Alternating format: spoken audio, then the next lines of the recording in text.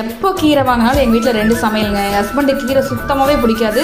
கடைஞ்சி கொடுக்குறேன்னு சொல்லும்போது ப்ளீஸ் எனக்கு அது வேணவே வேணாம், லஞ்சுக்கு வேறு ஏதாவது எனக்கு ப்ரிப்பேர் பண்ணி கொடுத்துருன்னு சொல்லுவார். அப்போ தான் வீட்டில் 2 சமையல் நடக்கும். செம்ம கடுப்பாகும். ஹெல்த்தியானது ஏன் இவர் வேண்டான்னு சொல்கிறான்னு கேட்கும்போது எனக்கு அந்த பச்சை வாசனையே பிடிக்காதுன்னு சொல்லுவார். இந்த மாதிரி பச்சடி செஞ்சு கொடுத்தா சாப்பிட்டுக்குவார். செம்ம டேஸ்டியாக இருக்கும். அதில் கீரை தான் போட்டு கொடுத்தோமானே தெரியாது, அவ்வளோ டேஸ்டியாக இருக்கும். இது எப்படி செய்கிறதுன்னு பார்க்கலாமா? அது மாதிரி நம்ம சேனலை நீங்கள் சப்ஸ்கிரைப் பண்ணாமல் தான் சப்ஸ்கிரைப் பண்ணிக்கோங்க. இதுக்கு நான் பாலக்கீரை ஒரு கட்டை எடுத்துட்டு நல்லா வாஷ் பண்ணிவிட்டு குட்டி குட்டியாக நறுக்கி வச்சுக்கிட்டேங்க.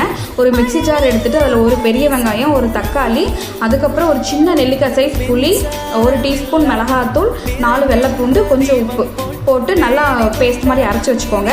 தாளிக்கிறதுக்கு ஒரு கடாயை எடுத்துகிட்டு நல்லெண்ணெய் விட்டுக்கோங்க. நெய் இருந்தால் நெய் கூட விட்டுக்கலாம். கடுகு, கடலைப்பருப்பு, உளுத்தம்பருப்பு, வரமிளகாய் விதை நீக்கிட்டு சேர்த்துக்கோங்க. கருவேப்பிலை இது போட்டு நல்லா பொரிஞ்சு வந்த பின்னாடி நம்ம அரைச்சி வச்சுருந்த தக்காளி பேஸ்ட் இதில் ஆட் பண்ணிக்கலாம்.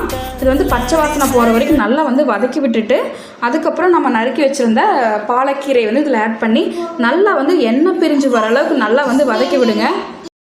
நல்லா சுடு சாப்பாடை எடுத்துகிட்டு இந்த பச்சடி போட்டு கொஞ்சம் நெய் ஊற்றி பிணைஞ்சு கொடுத்து பாருங்கள்.